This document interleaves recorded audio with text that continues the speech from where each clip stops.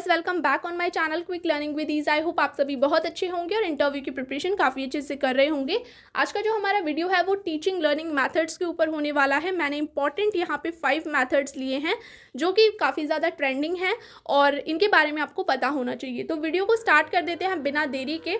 सबसे पहला है आपका कोलैबोरेटिव लर्निंग। तो देखिए, collaborative learning and cooperative learning ये दोनों ही काफ़ी ज़्यादा कंफ्यूजिंग है। तो देखिए, कोलैबोरेटिव लर्निंग क्या होता है। सबसे पहले कोलैबोरेटिव लर्निंग के अंदर आपका कोऑपरेटिव लर्निंग आता है। Okay, collaborative learning student share their ideas bye their own perspective. Means यहाँ पे क्या है, कोलैबोरेटिव लर्निंग के अंदर बच्चे या फिर जो स्टूडेंट्स हैं वो क्या है, खुद से पार्टिसिपेट करते हैं किसी ग्रुप के अंदर।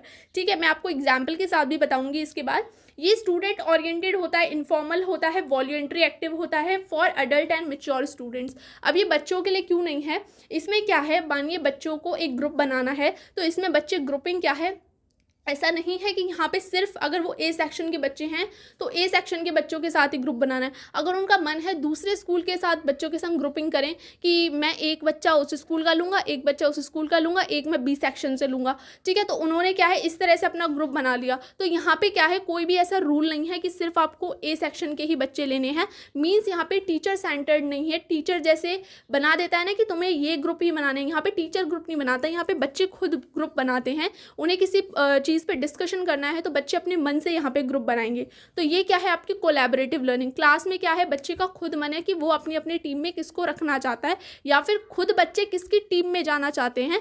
तो ये आपकी कोलैबोरेटिव लर्निंग में आता है। टीचर यहाँ पे ये नहीं कहेगा कि नहीं तुमको इसी की टीम में जाना है क्योंकि मैं कह रहा हूँ। तो बच्चे यहाँ पे खुद जिसकी टीम में जाना चाहते हैं वहाँ जा सकते हैं, या बच्चे खुद चूज कर सकते हैं कि मुझे किसको अपनी टीम में लेना है। तो ये होती है आपकी कोलैबोरेटिव लर्निंग। इनफॉर्मल इसलिए होती है क्योंकि यहाँ पे टीचर सेंटर्ड नहीं है, बच्चे खुद चूज कर रहे हैं, तो ये इनफॉर्मल है।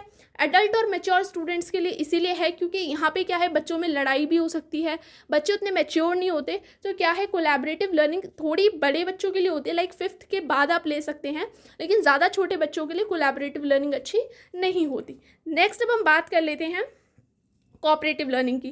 कोऑपरेटिव लर्निंग स्टूडेंट्स के लिए ही होती है, छोटे बच्चों के लिए ही होती है, और ये क्या होती है, आपकी टीचर सेंटर्ड होती है। मीन्स यहाँ पे जो ग्रुप बनते हैं वो टीचर बनाता है, बच्चे खुद नहीं बनाते। टीचर बनाता है कि 5 लोगों का ग्रुप बनाना है तो मैंने ये नाम लिख के दिए हैं तो इन बच्चों का ग्रुप बनेगा, ठीक है। तो यहाँ पे टीचर ने ग्रुप बनाया है। इसके बाद ये प्री डिफाइंड होता है, मतलब यहाँ पे जो टॉपिक होता है वो प्री डिफाइंड होता है, पहले से पता है। कोलैबोरेटिव लर्निंग में टॉपिक आप खुद चूज करते हैं कि आपको किस टॉपिक के ऊपर डिस्कशन करना है, फिर आपने ग्रुप बना लिया और आप उस पर काम कर रहे हो।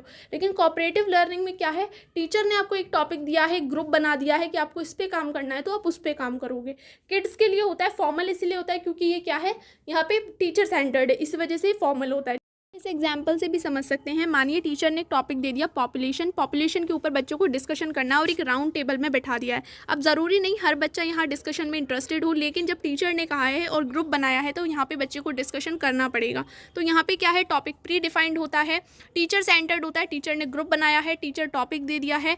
अब क्या है, बच्चे को यहाँ पे इसलिए पहले से बच्चा प्रैक्टिस भी करके आएगा क्योंकि छोटे बच्चे क्विकली इतना जल्दी पॉपुलेशन के ऊपर कुछ नहीं बोल सकते, तो 1-2 दिन पहले उनको प्रैक्टिस करानी पड़ेगी। घर पे उनको तैयार करके मतलब कहा जाएगा कि तैयार करके लाना, इस टॉपिक के ऊपर मैं आपका डिस्कशन कराऊंगी, ठीक है। तो फिर यहाँ पे क्या है, डिस्कशन होता है। इस तरह से कोऑपरेटिव लर्निंग होती है। यहाँ पे बच्चे, हर एक बच्चा अपना जो भी तैयार करके लाया है वो अपने व्यूज़ देगा यहाँ पे, या फिर क्विकली उसके माइंड में कोई व्यूज़ आ सकते हैं तो वो यहाँ पे शेयर करेगा। तो इस तरह से इनका डिस्कशन चलेगा। तो ये होती है आपकी कोऑपरेटिव लर्निंग। ऐसा नहीं कि इसमें एक बच्चा शांति बैठा रहेगा, 4 बच्चे ही बोलते रहेंगे, या 2 बच्चे कम बोलेंगे, या फिर बिल्कुल नहीं बोलेंगे, तो ऐसा नहीं होगा। कोऑपरेटिव लर्निंग में हर किसी को कोऑपरेट करना है, डिस्कशन में हर किसी को अपने व्यू शेयर करनी है। ओके, तो ये होता है आपका कोऑपरेटिव लर्निंग। नेक्स्ट है प्रोजेक्ट बेस्ड लर्निंग। तो प्रोजेक्ट बेस्ड लर्निंग क्या होती है, पीबीएल। इसमें क्या है, स्टूडेंट रियल वर्ल्ड से कनेक्ट करते हैं। मीन्स क्या है, यहाँ पे प्रोजेक्ट बेस्ड लर्निंग में आप समझ लीजिए कि टीचर एक प्रोजेक्ट देता है जिसमें क्या है, बच्चे इसमें एक्सप्लोर करते हैं। आपने एनवायरनमेंट रिलेटेड दे दिया कि हमारी जो अर्थ है उस पर क्या है, ग्लोबल वार्मिंग इंक्रीज हो रही है, तो इस टॉपिक पे आपको काम करना है। तो बच्चे क्या करेंगे, अब यहाँ पे बच्चों ने देखा कि ठीक है अच्छा इस टॉपिक पे काम करना है, तो बच्चों ने फिर उसके ऊपर सर्च करना शुरू किया कि आखिर हमारा जो ये जो एनवायरनमेंट में ग्लोबल वार्मिंग है क्यों इंक्रीज़ हो रही है। तो बच्चों ने देखा कि ग्रीनरी कम है या फिर ये सब है, तो उन्होंने पहले गूगल पे सर्च किया, फिर उसके सॉल्यूशन ढूंढे कि किस तरह हम इसे कम कर सकते हैं, तो हमें ज़्यादा से ज़्यादा पेड़ लगाने चाहिए। फिर उन्होंने अपनी ये पूरी प्रेजेंटेशन तैयार कर ली और मैम के सामने दी। तो उन्होंने पूरे प्रोजेक्ट पे काम किया, ठीक है। उन्होंने सबसे पहले सर्च किया, फिर सॉल्यूशन लाए, ठीक है। आपने क्या काम किया, आपने ड्राइव किया था क्वेश्चन, बच्चों ने वहाँ पे इंक्वायरी प्रोसेस की, सॉल्यूशन फाइंड किया एंड देन प्रेजेंटेशन को जो उनकी फाइंडिंग है उनको प्रेजेंट किया। तो ये प्रोजेक्ट बेस्ड लर्निंग होते हैं जिसमें बच्चे क्या है खुद से क्या करते हैं, रियल वर्ल्ड से कनेक्ट करते हैं। नेक्स्ट अब हम बात कर लेते हैं, ये आपकी मोर चाइल्ड सेंट्रिक होती है। क्यों होती है, तो देखिए इंक्वायरी बेस्ड जो लर्निंग होती है यहाँ पे क्या होता है, ज़्यादा से ज़्यादा क्वेश्चनिंग की बात होती है। मतलब आपने कोई टॉपिक रख दिया बच्चों के सामने, अब बच्चे वहाँ से क्वेश्चन पे क्वेश्चन करेंगे और आप उनके आंसर करेंगे, ठीक है। बच्चे जितना चाहे उतना क्वेश्चनिंग करेंगे, जिससे क्या उनके ज़्यादा से ज़्यादा जितने क्वेश्चन निकलेंगे उतने ज़्यादा आप आंसर करेंगे, उनका उतना ही कॉन्सेप्ट क्लियर होगा। तो यहाँ पर क्या है, एक्टिव लर्निंग होती है, टीचर फैसिलिटेटर की तरह वर्क करता है क्योंकि वो ज़्यादा से ज़्यादा आंसर करता है, ठीक है। लेकिन ये PBL से कम होती है चाइल्ड सेंट्रिक। वो क्यों, क्योंकि PBL में बच्चों के सेंसेस ज़्यादा यूज़ होते हैं देन इंक्वायरी बेस्ड लर्निंग, ठीक है। क्योंकि वहाँ बच्चे ज़्यादा अपने सेंसेस का यूज़ करते हैं, ज़्यादा अच्छे से एक्सप्लोर करते हैं। इंक्वायरी बेस्ड लर्निंग में सिर्फ बच्चे क्या है, क्वेश्चनिंग करते हैं। ओके, अब हम नेक्स्ट बात कर लेते हैं ब्लेंडेड लर्निंग की।